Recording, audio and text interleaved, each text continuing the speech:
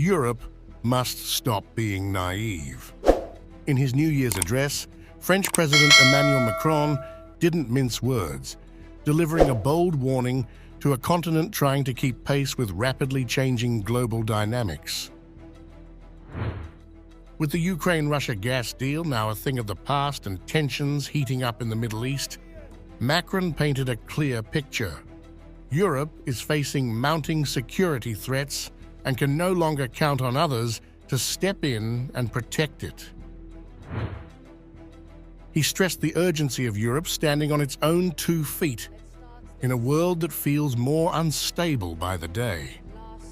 Referring to recent events like the conflict in Syria, election interference in Moldova, Georgia, and Romania, and rising terrorism across Europe, Macron made it clear Europe can't afford to outsource its security anymore. The latest events in Syria, the manipulation of elections in Moldavia, Georgia, Romania, and terrorist attacks in Europe and in our neighboring countries show that our security and the proper functioning of our democracies can never be taken for granted. This is why Europe can no longer delegate its security and defense to other powers. In 2025, France must continue to invest in military rearmament to guarantee our sovereignty, the protection of our interests, and the safety of our compatriots. Europe, for its part, will have to speed up its efforts to take charge of its own defense, security, and borders.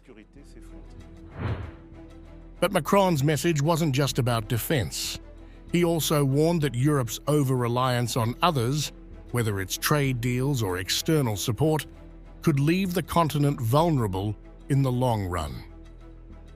Now is the time to rethink how Europe approaches its future. Europeans must stop being naive. We must say no to the trade laws laid down by others, which only we still respect. We must say no to all the things that make us dependent on others, without compensation and without preparing for our future. On the contrary, we need a European awakening, a scientific, intellectual, technological, industrial, agricultural, energy, and environmental awakening. To do this, we need to move faster. This call to action gained even more weight in the aftermath of the Ukraine-Russia gas transit crisis, which has left EU countries scrambling to find reliable energy sources.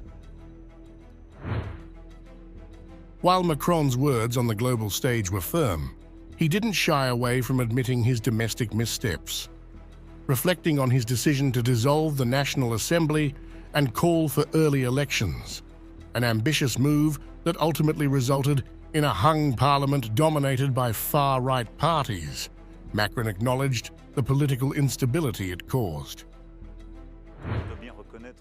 I must recognize tonight that the dissolution has, for the moment, created more division in the Assembly than solutions for the French. If I decided to dissolve, it was to give you back your voice, to regain clarity and avoid the immobility that threatened. But lucidity and humility command the recognition that, at this hour, this decision produced more instability than serenity, and I take my full part for that. In a shift from his usual approach, Macron hinted that referendums could be a key tool in resolving crucial national issues in the coming year. While he didn't directly use the term, he suggested that the French people might soon have a chance to weigh in on decisive matters that could shape the country's future. Macron's remarks reflect the challenges of a year defined by global tensions, domestic struggles, and the growing pressure for Europe to find its own way forward. Whether his vision of a European awakening will strike a chord with EU leaders is still unclear.